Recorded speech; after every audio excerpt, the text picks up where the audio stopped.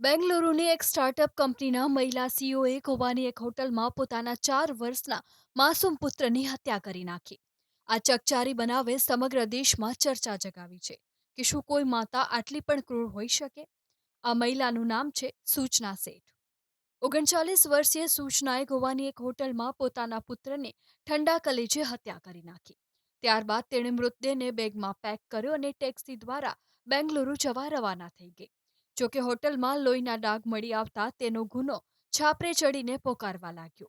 ગોવા પોલીસની માહિતી બાદ કર્ણાટક પોલીસે આરોપી મહિલાની ધરપકડ કરી અને તેની બેગમાંથી બાળકનો મૃતદેહ મળી આવ્યો.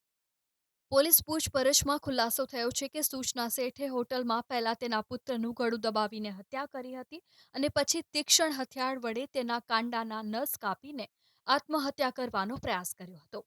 આ મહિલા સીઈઓએ પોલીસને જણાવ્યું છે કે તેના પતિથી અલગ રહેતી હતી અને તેમના છૂટાછેડાની પ્રક્રિયા ચાલી રહી હતી. People is working in the hotel said to traveling to Bangalore by taxi will be very expensive compared to flight. You can book by flight, but she insisted on for a taxi, and an Innova taxi was arranged to her by the staff of the hotel. She immediately checked out and left from Goa. Once she checked out the staff of the hotel, when they were cleaning the room, they found some red colored stains, which is suspected to be blood. And there was another suspicion because when she came with a boy and she left, there was no boy.